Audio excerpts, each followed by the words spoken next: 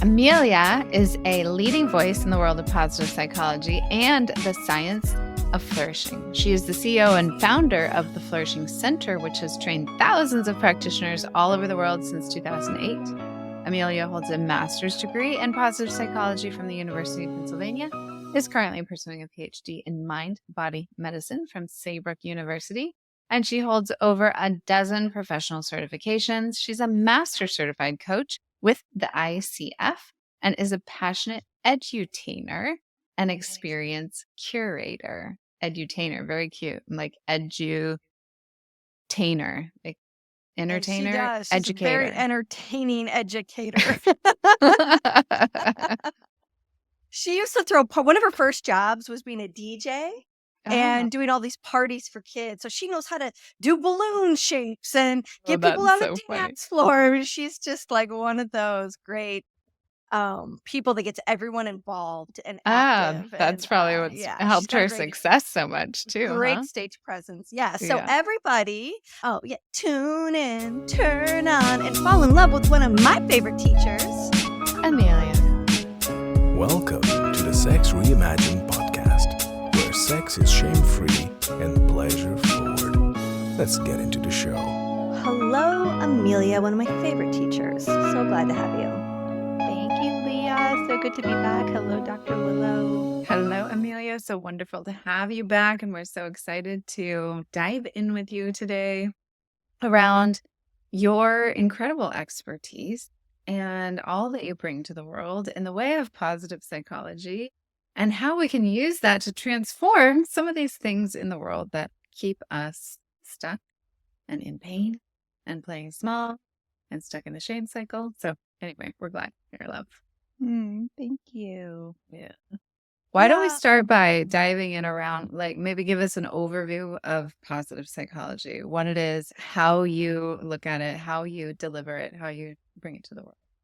Yeah, I would love to. So positive psychology is specifically defined as the scientific study of optimal human functioning, where traditional psychology was an exploration of the mind and how people's psyche works. It had focused largely on how do we fix and treat things like mental illness and diagnose and fix things that people would be struggling with. And in 1998, a new field of study was created as its own field. It was called positive psychology, with the intention of identifying how do we get people out of the negative, not just back to baseline, but to get them into the positive, into higher levels of well-being and flourishing and thriving. And so positive psychology is the scientific study of flourishing. And the way that I approach it is I run certification programs for practitioners, people that want to learn this in a deep way that they can apply it to their career and into their work with others. And so we train coaches and speakers and trainers and consultants in what the science of positive psychology and tantrikas and people from all walks of life that are curious about the science and how they can put it into practice. Mm-hmm. And one of the ways that I uniquely bring positive psychology into the world is also intersecting with my background in mind-body medicine. And mind-body medicine is the scientific study of integrative health and wellness and what would typically be considered complementary alternative medicine.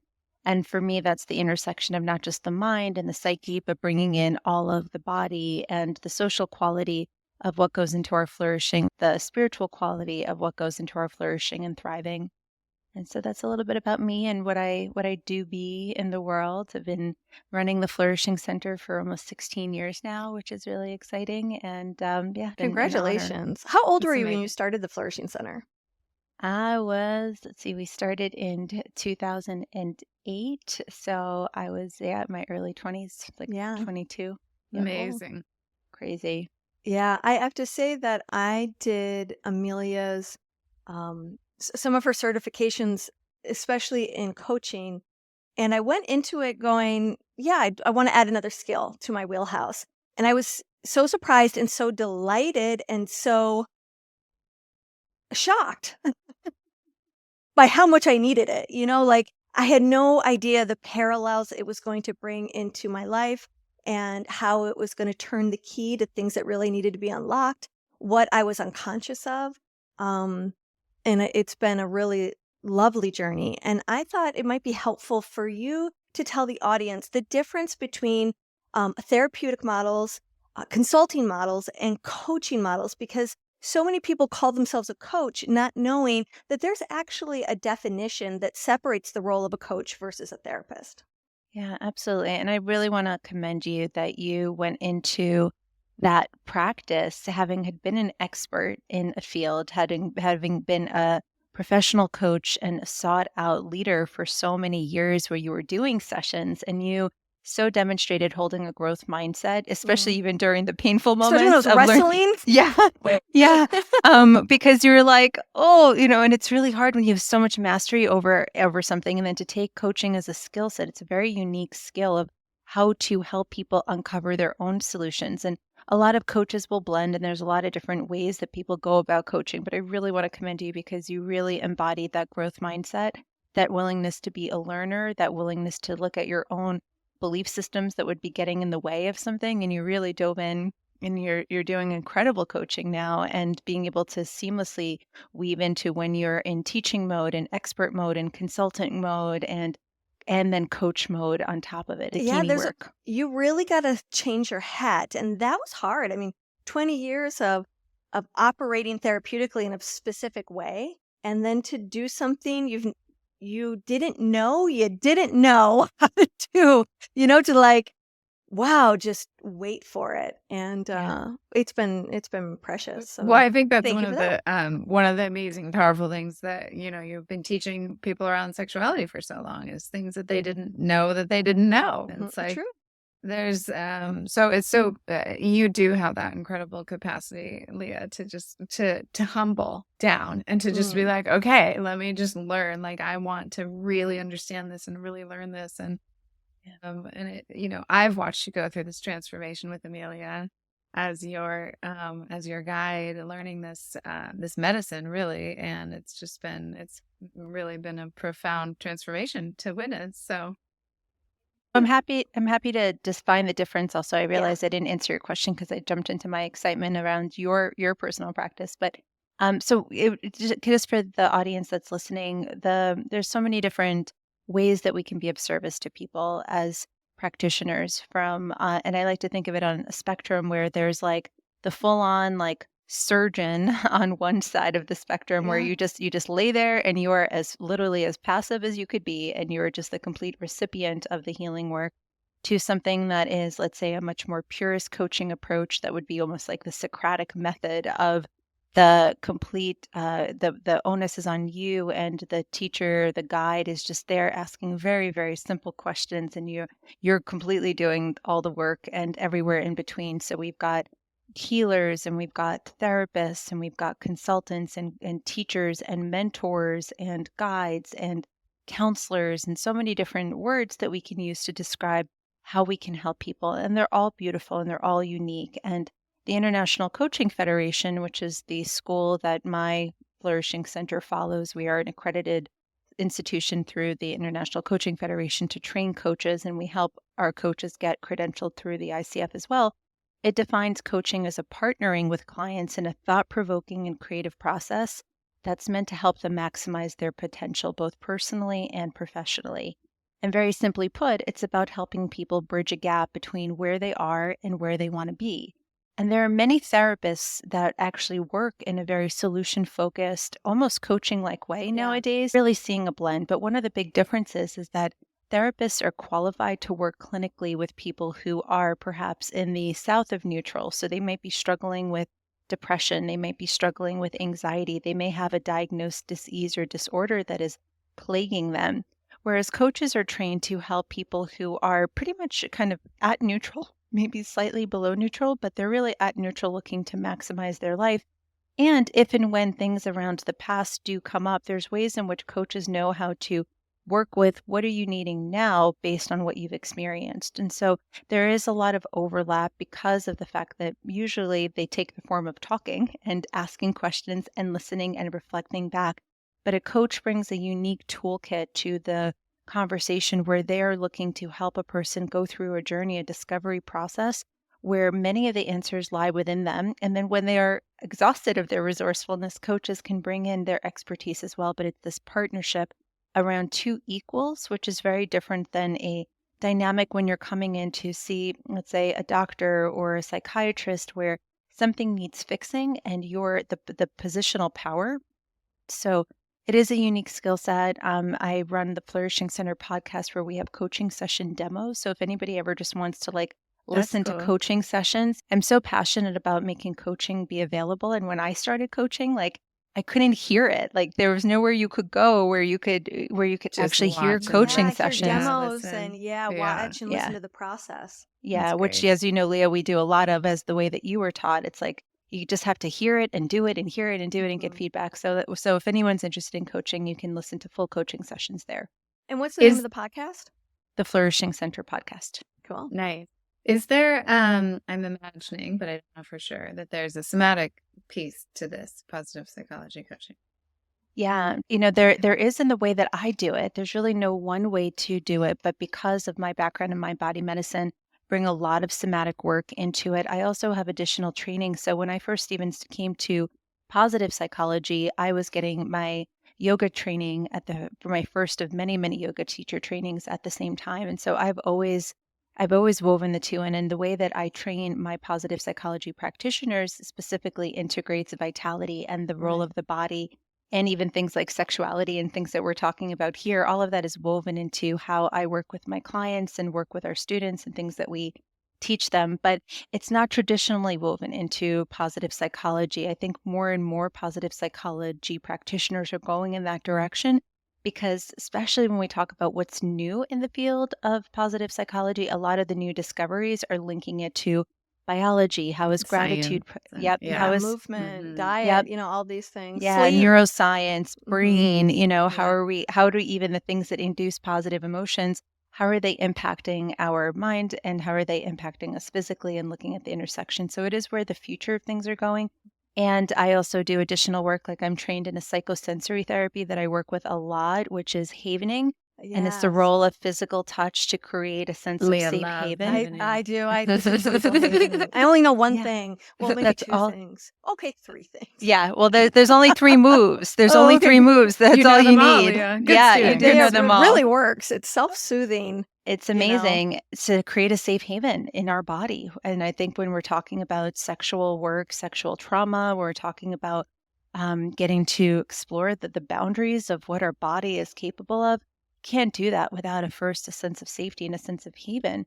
And so I work with havening with my clients. I work with tapping with my clients, and we give some very basic exposure to our practitioners for this, because many people haven't heard of these tools, and they're so simple and they're so empowering because they essentially teach you how to regulate your own nervous system and help you learn to regulate the nervous systems of those around you. People are doing this with their children. They do it with their partners. And so it's definitely an important part of how I work with people.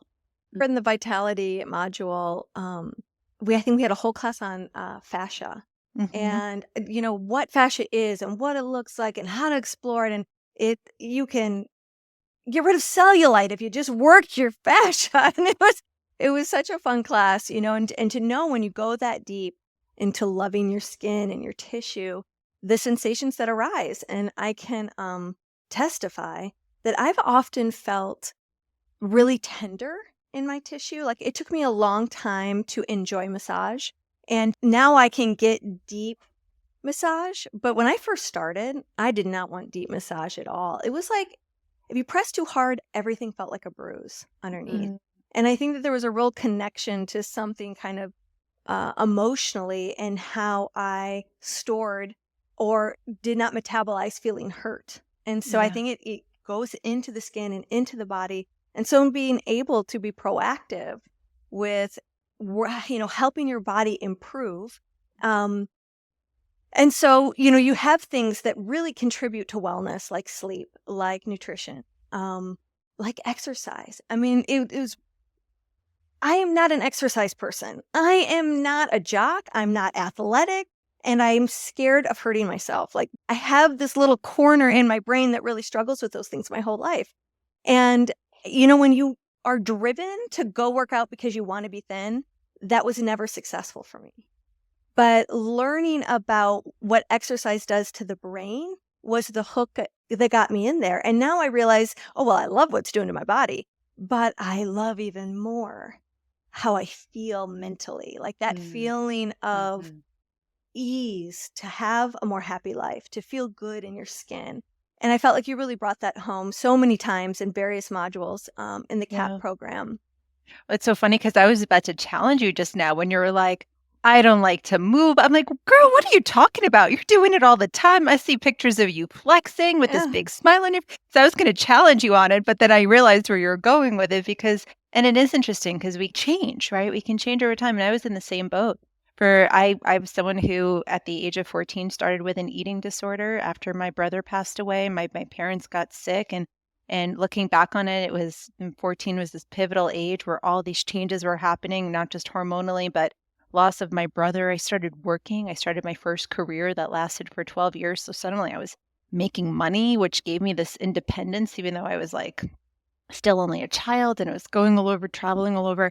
I lost my virginity at the age of 14 to my boyfriend, who was, 4 years older than me. And it was just like the thing I thought I was supposed to do. And all of the stuff around that age, and exercise was very much, just this trying attempt to change my body.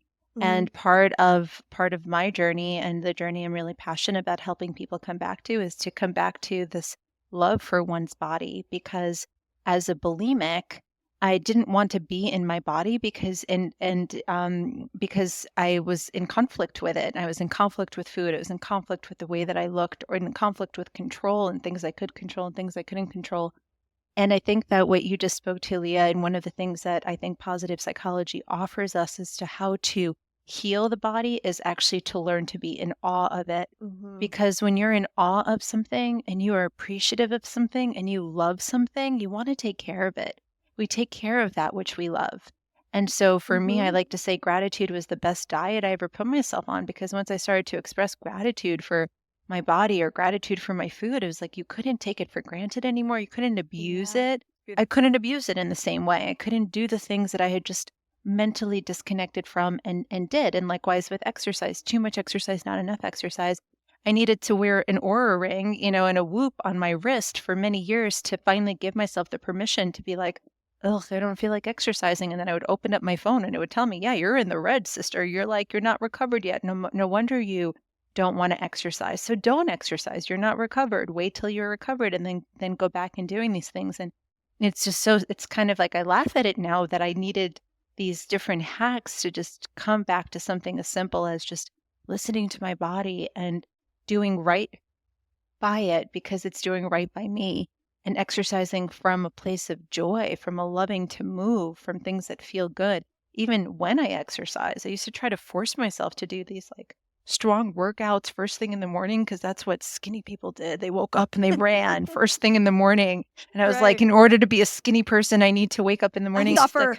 I used to suffer. Well, And I man, love how you're like, showing how positive psychology really works. Like, let me do this because it's going to make me feel good in this way, not because I just want to be a skinny person. It's like finding that carrot that's really going to drive things forward.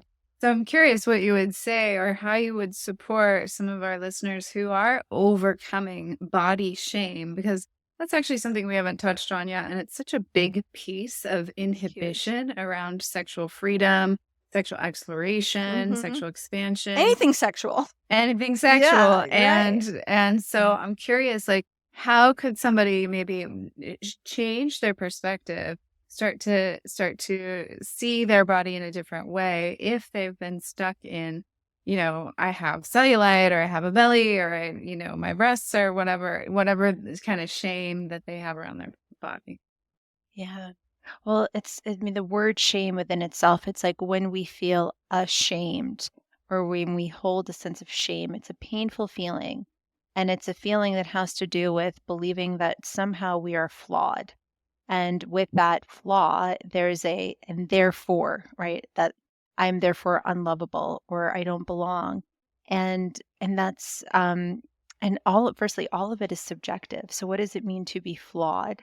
So first thing we have to deal with is to recognize that there is no such thing as perfect. And so you can't force a person to get rid of their shame.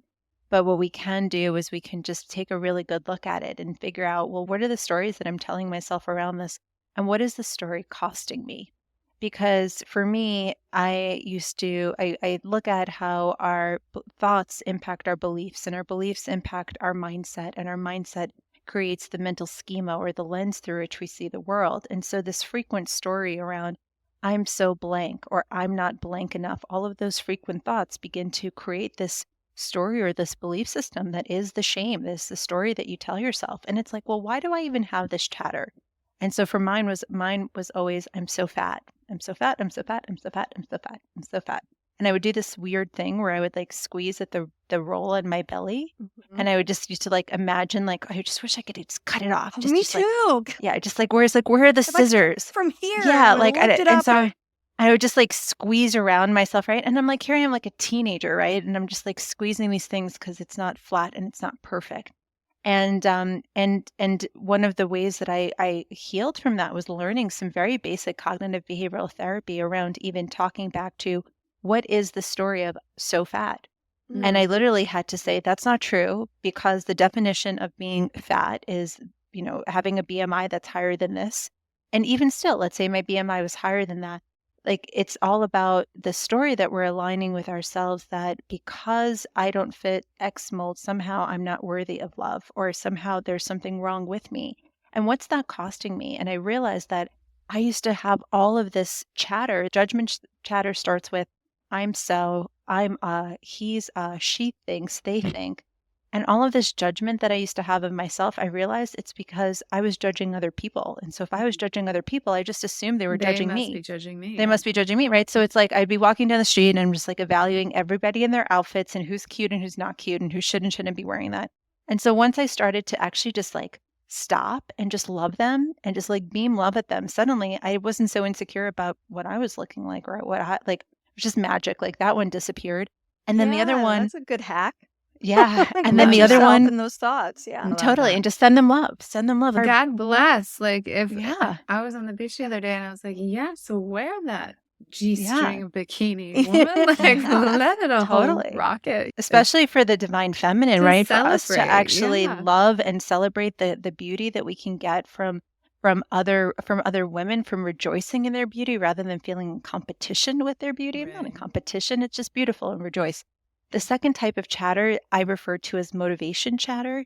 And so motivation chatter is what I call the words that start with you should, you have to, you need. And it's like, well, why is my brain saying that? It's saying that because it thinks it's somehow going to get me motivated to do something. So every time you should go to the gym, you should exercise more, you should eat better, you should do these things. And I remember when I would catch myself, especially as I was like weaning off of the eating disorder, probably like a decade into it, I would have these moments where I would laugh at myself because I was like really shooting on myself that like I need to order the salad and I need to have a healthy dinner. And then I was like, I actually really like eating healthy. Like I actually want a really nice, rich, full salad with all the different colors in it right now. I was like, why am I like militantly reminding myself choose the salad? I was like, I don't need it for motivation. I don't need to crack the whip in order to get myself to do this. And so part of this whole, it's not just one thing that gets us away from the body shame. It's like, why am I telling myself these things? Because somehow I'm either trying to protect myself, that if I say things to myself that are cruel, that if someone else does them to me, if somebody else calls me a name or says something, somehow it's not going to hurt as bad because I've heard it all before, right? Right. You can't hurt me. You can't tell me anything new. Yeah, can't tell me anything new. I say Yeah. these things to myself, and it's like, okay, well, who's getting hurt here? Like, Right. who's winning? This is Yeah. a zero sum game, right? Like Nobody's nobody's winning. winning here. And I don't need these things to motivate me. I don't need these things to drive me because in fact they don't. All of that makes me want to not eat healthy. It Resist. makes Right. makes me Want to act out. Yeah, exactly. Yeah. Yeah. It's like rebel. Oh yeah, Mhm. I need to do Rebel. this. Fuck Mhm. you, boys. I'm going to have whatever I Yeah. want. You're not Yeah. the boss of me. I can't Right. have that. Oh, let me It's show such you. a I can't have that. sabotaging Yeah. cycle of Yep. never actually moving forward, just Yep. feeling like it's just one stuck action and moment and thought at a time. And yeah, that's a hard Yeah. loop.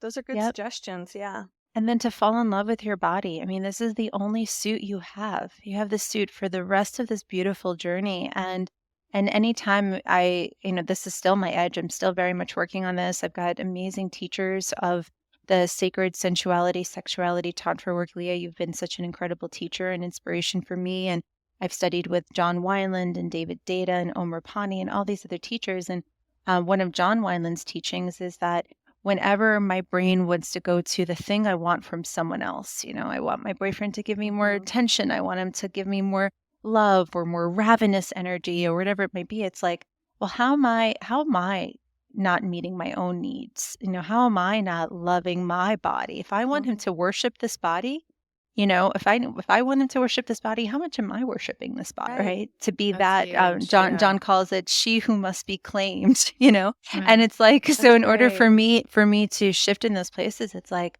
I want to start with that myself. And so it's like, we can try to not be ashamed, but that's, I think, just the neutral position. That's just trying to get ourselves out of the negative back to baseline. Stop being ashamed of your body.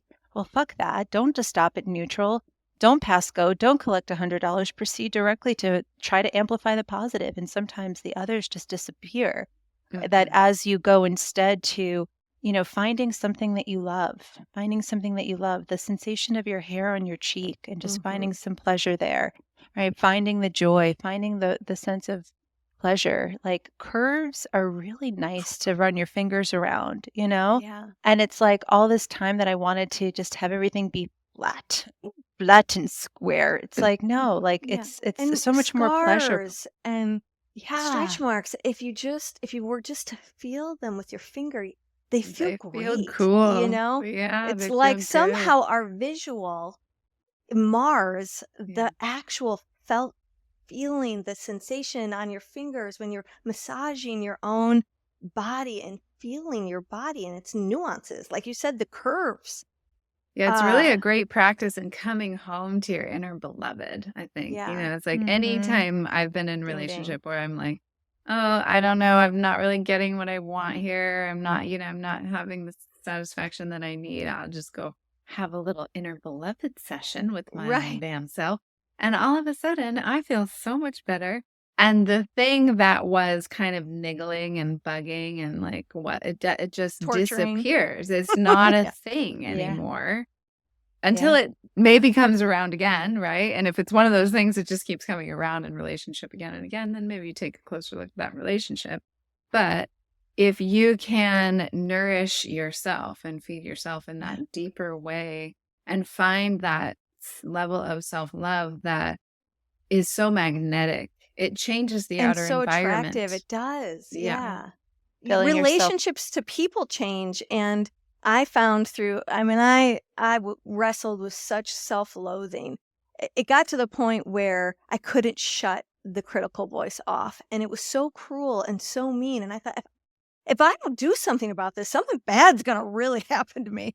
So how do I wrestle with that and then conquer it and win? And a lot of things you just said really highlighted part of my journey of overcoming and learning how to love myself.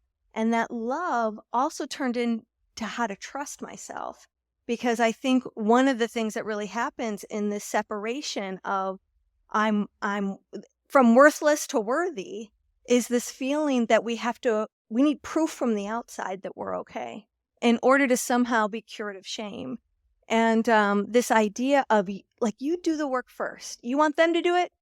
You do it.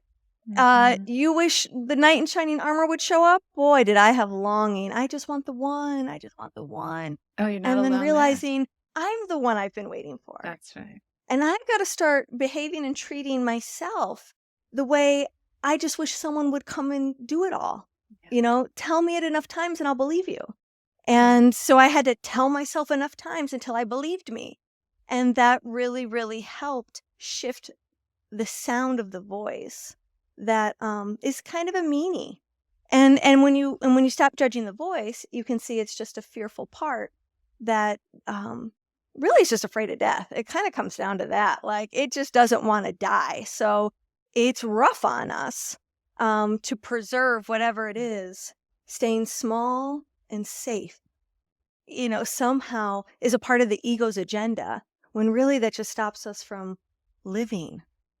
Yeah. joyfully. Well, and I think what you just highlighted there is a really important part of how to work with that voice. And positive psychology, we sometimes refer to it as the rider and the elephant. It's lots of different metaphors that we use. It's really Ganesh, it's Hmm. the more emotional, unconscious part of ourselves and the more rational, reasoning, thinking part of ourselves, sometimes at odds with ourselves. And treating the ego not as something that you're going to destroy, because the more you try to destroy it, the more it fights to stay alive, the more it like digs its heels, the more it's like, no, you need me to tell you how really awful you are because you will never amount to anything and you're not good enough or whatever it might be. And it's really just there to protect you. So it's like we are going to live with this part of ourselves as we just little by little begin to shed it and shed the ego. And a lot of people are turning to plant medicine now as ways of getting those glimmers into how to shed the ego little by little Right. by little. Um, and then over the process of over time, it's like we start to have more and more of that space, but to be kind to it, to literally just be so kind to it, the same way that you would to a toddler having a temper tantrum. It's like, thank you so much. You're trying to get my attention. Thank you so much. You're trying to keep me safe. Thank you so much. You're a familiar voice that, is afraid to be disappointed or afraid to have other people let you down. So you're going to armor up and all these other things. And so just thanking it, blessing it, sending it on its way as Mhm. a important and beautiful approach to how to work with this part of ourselves. I have another question for you, and this was about meaning and purpose. And how can we understand meaning and purpose in our desire to want to feel more connected? I mean, what I see is people feel lonely. They're not sure that they belong, and they feel separate. And I think that can lead to a lot of shame thoughts. I'm not good enough. Mm. I'm not cool enough. I'm not a part of that club.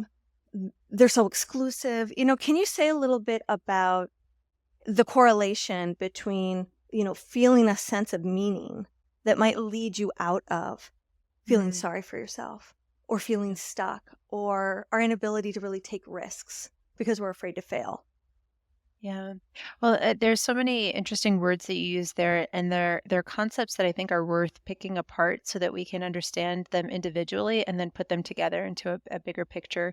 So we have the question of what is meaning, what is purpose, what is belonging, what is mattering, and what is loneliness, and what is isolation, right? So about 6 different concepts. I'm just going to pick them apart. So isolation is just this feeling that we get when we feel alone, when we feel that we don't have the connection necessarily that we crave, but you can be isolated and not feel lonely. So loneliness is a gap between the amount of connection you want and the amount of connection you have. So Okay. you can not be isolated. You could be surrounded by other people and you could still feel lonely. And when we feel lonely, we experience a type of social pain. And research shows that social pain, such as being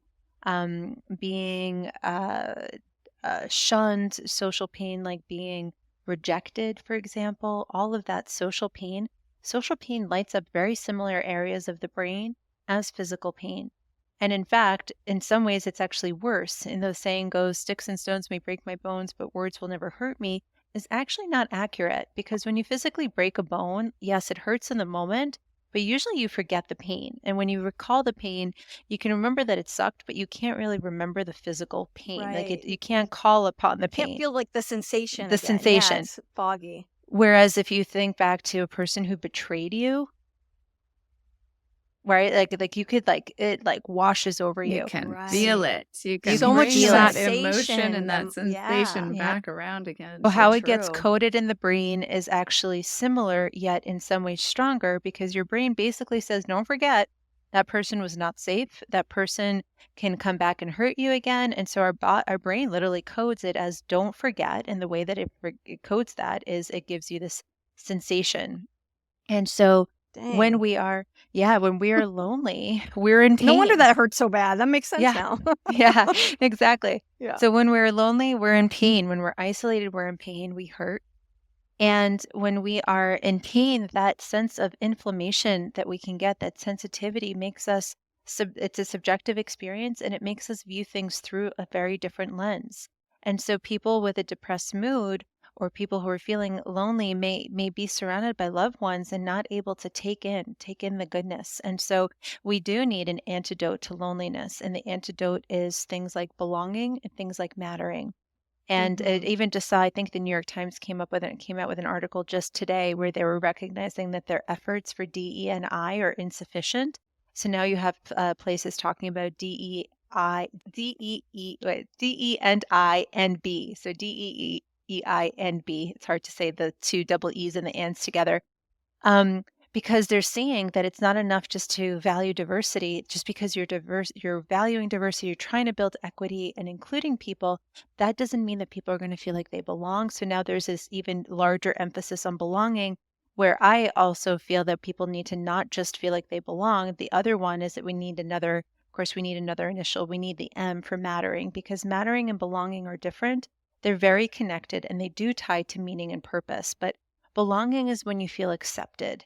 You feel accepted with a group of people. You feel like you can be yourself. You do not need to pretend. You do not need to morph yourself. You can literally come as you are and you belong. You can be you. And so therefore you can be like, these are my people. This is where I belong. This is where my nervous system can rest. I don't have to be on guard. I don't have to be looking over my shoulder. I don't have to worry, how am I being perceived? I'm with my people. And belonging is beautiful, but it's a tricky one because you can't make someone feel that they belong. You can do your best.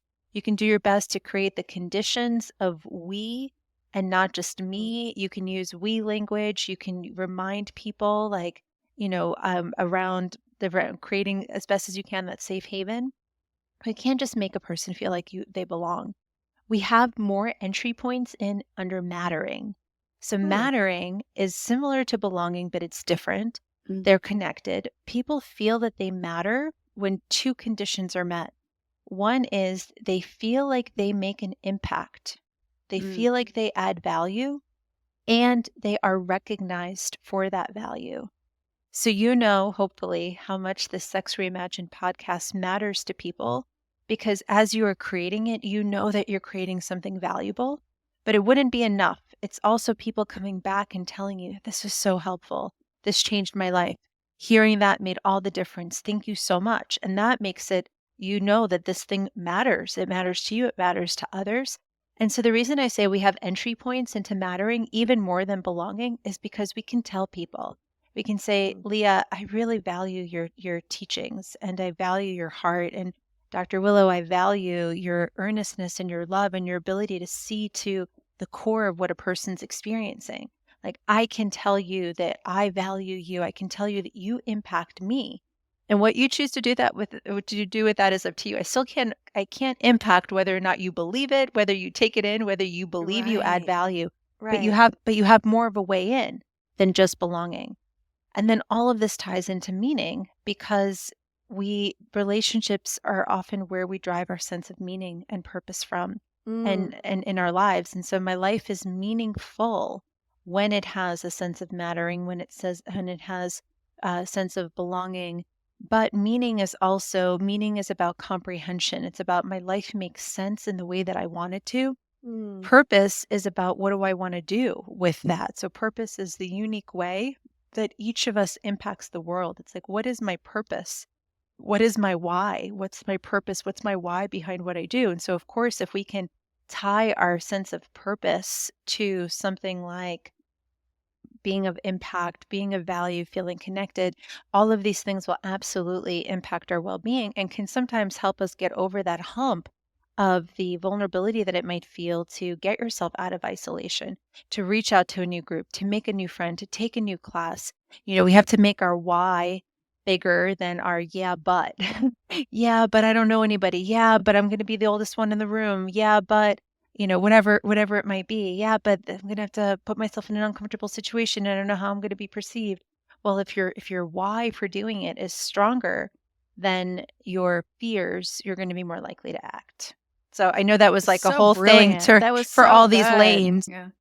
So I think of like this level of receptivity that is rooted in self-worth. So with this, you matter and you belong. It's like That's really cool to hear that there's more access points to the you matter. It makes a lot of sense, right? Because you can be like, here, you belong. Yeah, come on in. It's all good. You're part of Here's the your member family. card. Yeah, but if the level of worthiness is blocking your ability to actually receive that welcoming, then that's where the you matter can get into that piece of like, I'm not really worthy.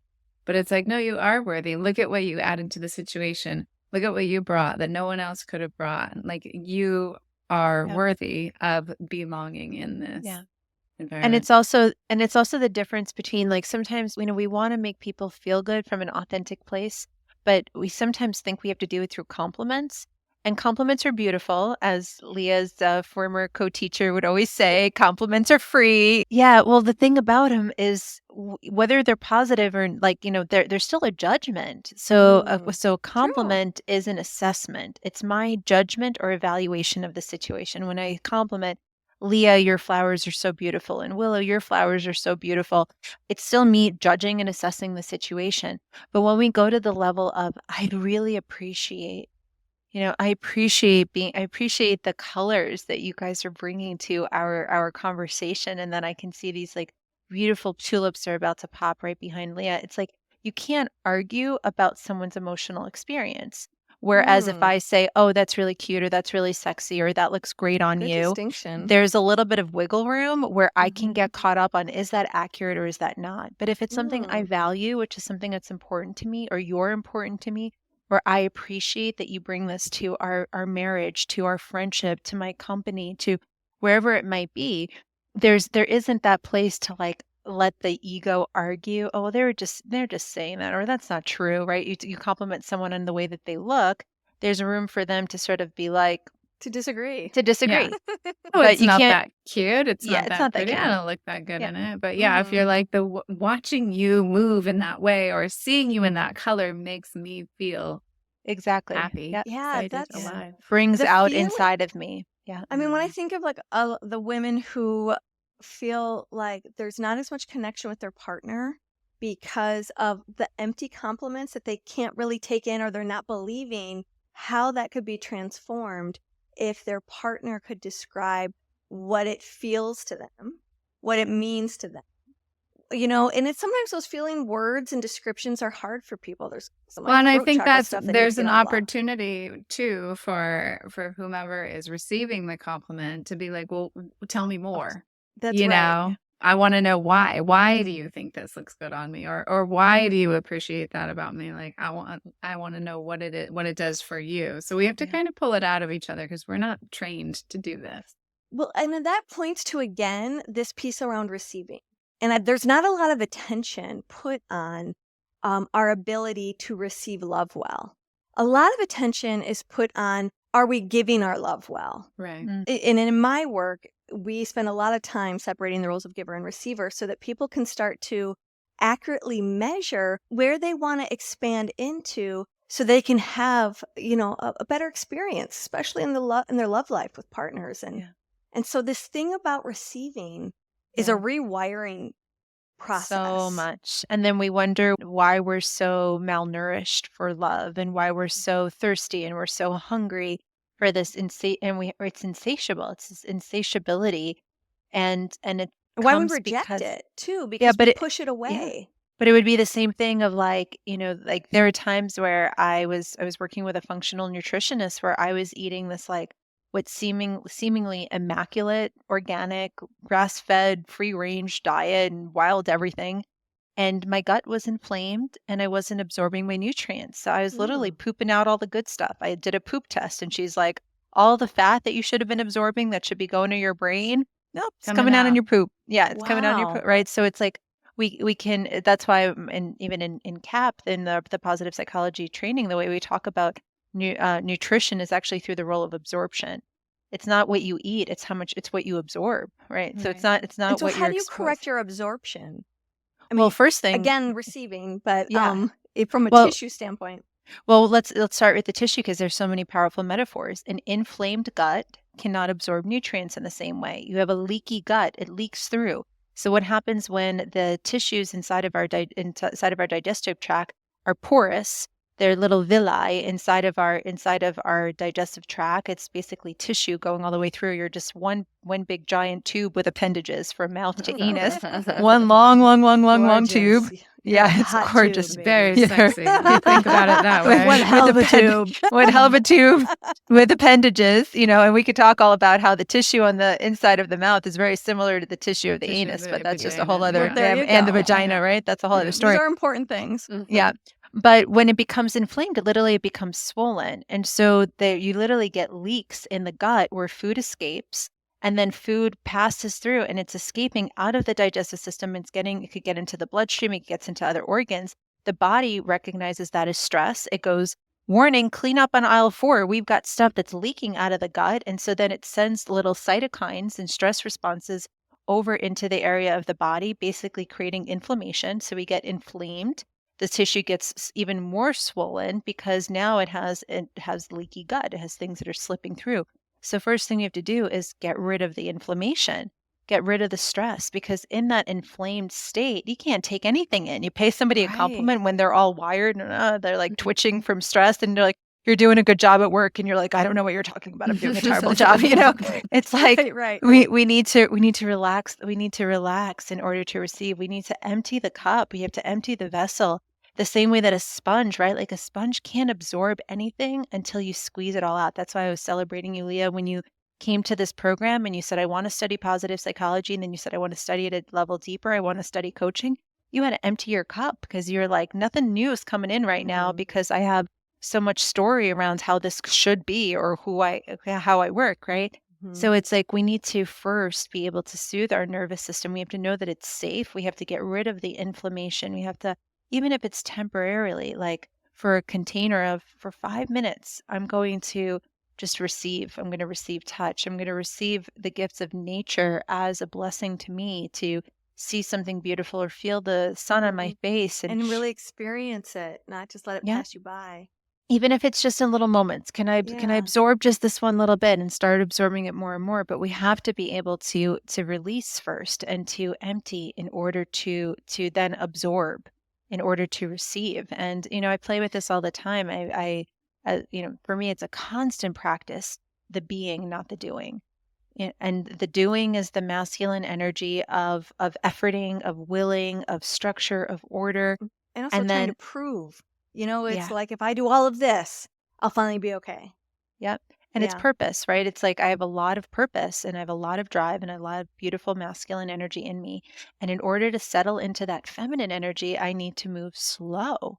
I need to move slow in order to feel. I need to literally, I need to just sit there and wait. It's like the sperm swims to the egg. The egg, she just floats down in her glory, letting things be magnetically drawn to her, which is like, that is not my MO, right? Immigrant kid, lost her whole family by the time she was 35, fending for myself in many ways, just needing to make it, like that's not how I operate. And and yet I want to feel, I want to receive, not just because I'm a woman, but because from a tantric perspective, the divine masculine is the universe, that universal consciousness of God or Shiva or whatever perspective we want to take on that higher power. And then everything that is made manifest, man, woman, animal, tree, plant, is the feminine, is the receiver of that energy. So it's like, I want to be in my feminine, not just because as a woman, but because I am a human being and I want to exalt that energy. And so it's like slowing down, breathing, moving slow, creating the space. And in order to create space, you literally have to clean it up, right? Clean up the space. And there's something about being able to feel pleasure. You have to choose to go, oh, this feels good. Oh, the sun feels good. Oh, the smell of this flower smells so good. I want to smell it 3 more times. And I think that that's like this. You have to want it. I loved what you said about your desire has to be bigger than your butt. You have to want it more than your butt. That needs to be on a bumper sticker or on a magnet on every refrigerator. Certainly mine, because that was a really good reminder. And you have to sometimes dig in deep and pull that up so that you can live it more fully, or have some kind of strategy to walk your way into that desire. And so what do you have to say about desire? Oh, goodness. What do I have to say about desire? Well, for many, many, many years, I gravitated to Buddhism as a spiritual philosophy, as a spiritual practice, and thought it had so much wisdom in terms of teachings on how to live and how to be in the world.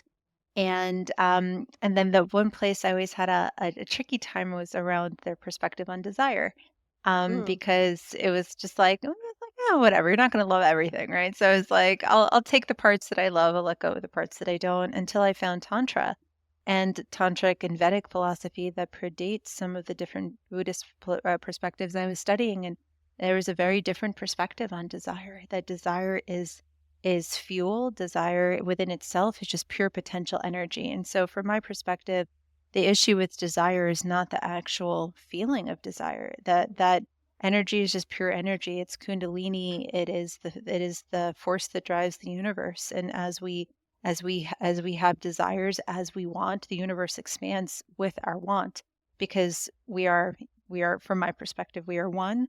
We are the other side of one another, of us combined together. We're just the other side of the one, just trying to know itself. So when I have a desire, it's like, it's exalting. It's the universe is expanding. It's when I cling to the desire, then it becomes attachment. So I think that the Buddhist perspective really has more, when they kind of come down on desire, I think what they're referring to is more the issue around being attached to one's desire. Right. But actually, the suffering and the control that tries to come from trying to fulfill on those desires. But desire within itself is it's just feeling, it's just energy. And I think that our desires are, being able to feel them is what makes us tapped in, tuned in, turned on. It's that turn on. And again, it's not an easy thing. For me, I didn't know what to do with desire. In fact, I was never able to talk about things like self-pleasuring with my mother. And it was like, I was waiting to get the sex talk when I was like a child, and when I waited for my mom to give it to me, because that's what I saw parents did on TV. And my mother was like, she wasn't doing it, so I was like, Mom, aren't you supposed to give me the talk? And she looked at me and she's like, didn't they teach you about that in school? And she just completely talk about feeling shame, like the vulnerability to ask. I was just like, oh, we don't talk about this. Okay, never mind. And so it was like, for me, feeling desire was something that it was like I would have to just extinguish. It was like this feeling that I didn't know what to do with. And it's like dirty, naughty kind of feeling? Dirty, naughty, uncomfortable. Like, how do you just sit turned on? It was like, if I got turned on, I would have to get turned off. Like, you have to turn it off because it's dangerous, right? Because you might do something with someone that you might regret. This lust, this thing might take over you. So it's so interesting, because my relationship to my own desire was just like, well, it's easier just not to be desiring. It was just like, just shut that part of you off altogether, because if you get turned on, you got to just go find some way to turn yourself off and finish it, and I don't have time for this. Oh my God. I think so many people get stuck relate in to that cycle so easily. It's the arrows, it's that which makes the world go round. But then coming to Tantra and learning that actually I can source that, and I can actually stay in the turn on. Use it. And when I'm turned on, I am magnetic. I'm magnetic to what I'm attracting. I have energy to do the things I want to do. Yeah. I'm creative. I'm resourceful. It's not a distraction. If I can take that energy in my first and second chakra and pull it up into my heart and pull it up into my mind, I can actually source that. And that was just like, because again, for me, it was just something you got turned on. I got to go fire extinguish that quickly, usually with a vibrator. Forget being with oil and, taking the time to love myself. Well, I think that really exemplifies the power of being in environments where you are being accepted and there is permission, that the part of us that might feel shame when someone else cares about it and says it's beautiful, you can't believe the story that it's something you shouldn't feel or that you have to turn off. And then that gets more approval, more acceptance, and everyone starts to share their light in that space, and it dissolves. It's quite a beatific gift of one of the things Tantra is good at. Speaking of gifts, Amelia and I have to get to a class. I just Yeah. looked at the time. you guys. I know So- class started and you asked me about desire. I know. I was like, all oh, right. I I should have texted looked the at class. the clock. I was like, Leah and I will be on in a little bit.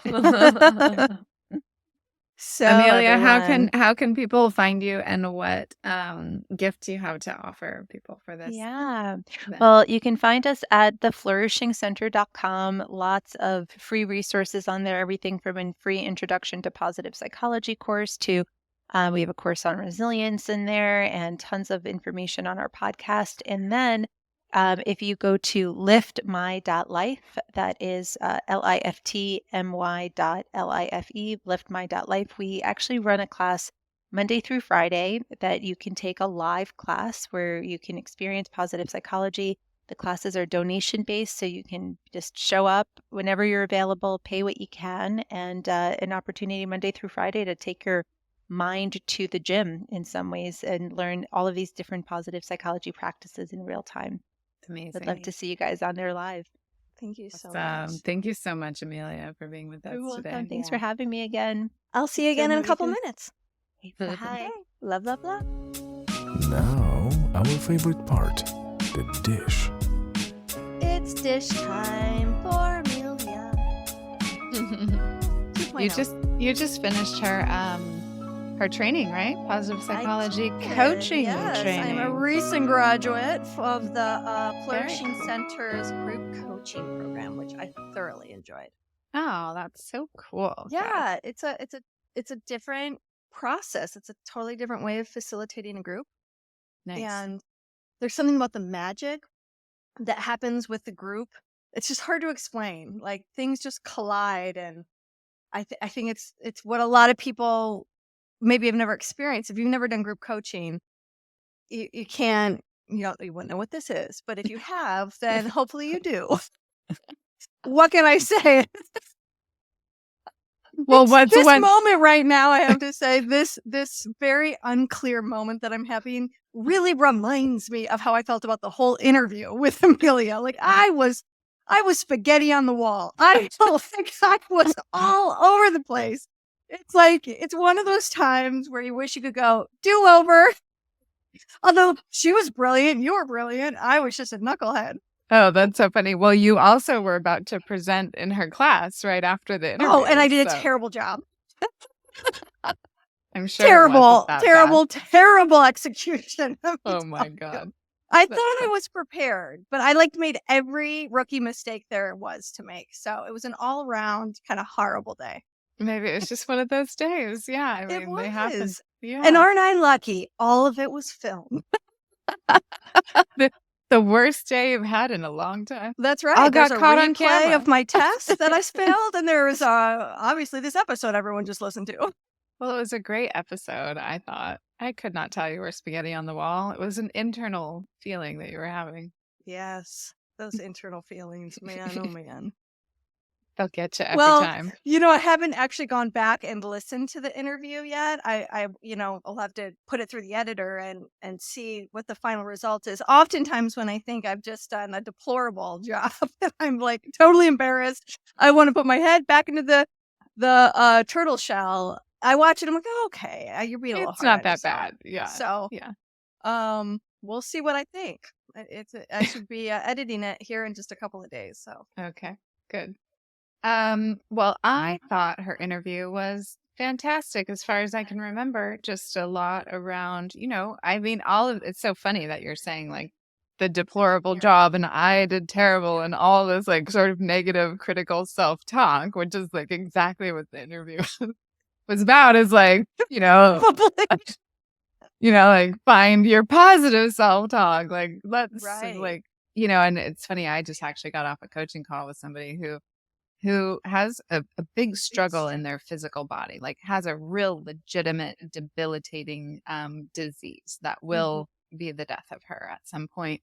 And every time I get on a call with her, we go into the soma, we find the thing that hurts, and we figure out what's behind it. And at the root of it all is this critical voice, like, I'm not worthy. I am doing a terrible job. I didn't do life right. I have regret, da, da, da, da, da. And once we start to dig up that root and really take a look at it and find out what's underneath it and what's behind it, then all the physical pain really shifts and changes, goes away. So I just think it's so interesting how powerful our minds are, to create our physical sensations and also our emotional sensations. Yeah, that's interesting that you bring that up, because when I think about one of my most acute shame spirals I ever went through, it was right after I'd done my level 1 certified tantra educator training. Like, I don't know, maybe 2002, 2003, somewhere around there. And I was ready to put out my shingle, and I was going to teach my first class. And so I prepared it all. It was a day long. It was successful. People came. I made money, the whole 9 yards. But afterward, I think I stayed in bed for like 3 or 4 days. I could not leave the house. It was either the bed or the couch, and I was crippled. I felt utterly crippled. And the thoughts that were spinning through my mind were, how could you have done that? How could you have done that? You are a fool. Who do you think you are? Like, just ripped myself to shreds. And it was actually one of those experiences that it was like, wow, I have got to take this in hand, because God, how I'm treating myself is so cruel. It is so deep. It is so ugly. yeah, And here I was, I just did this courageous thing. I right. did this thing that was such a big deal. And it was a And success. I was celebrated, and it was a success. It was all these things, and I just couldn't believe that I felt so terrible after having such a big moment, that it would Well, crash on me like that. And since that moment, I have been walking myself down a path of like not taking any of this so seriously. that's And so good. even though and this whole journey of podcasting and doing online courses and being in front of the camera more and more and more, I'm starting to have so much more self-compassion. Good. Like I could I'm sure when I watch the episode, I'll cringe, but I don't have to hate myself. I don't have to go through a shame spiral. I can just laugh at myself and invite other people to have a giggle with me. And Mhm. it's not even that self-depreciating. Yeah. Like Yeah. you hold it loosely, Yeah. what It's a relief. I'm so glad I have that ability now. And I yeah, think positive exactly. psychology really helped get me there. Yeah, I think it's really helpful in that way because I mean, ultimately we're all going to just die someday anyway, and it's all going to go away anyway. Nothing is permanent, nothing is going to last forever. So we just do the best we can with Yeah. what's in front of us in any given moment. And what you went through with that cathartic moment, I think it's really an initiation. Because when you Yeah. have a big expansion and you show up in the world in a different Ding, ding. way, Yeah. you're going to have a big contraction that follows. I had that myself over the last year, and it Yeah, I was was going to ask fucking you, how have you intense. dealt with the shame spiral when it's hit you, or expansion to contraction type of scenario? Yeah, I mean, I just stay with the contraction when it comes and do my best to when the expansion comes, because the expansion's fun, right? You got to ride that wave, but know again that it's going to be followed by a contraction. It's Yeah. not going to last forever. So is Right. the contraction. It's not going to last forever.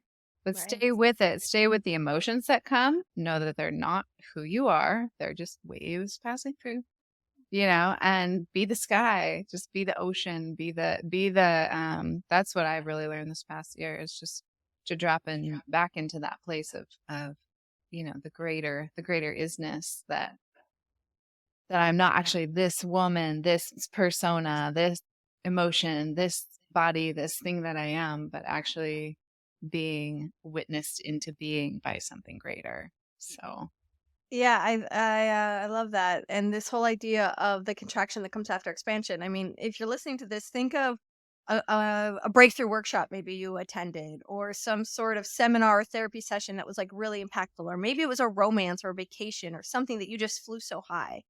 And then like you come home and it just kind of cripples you.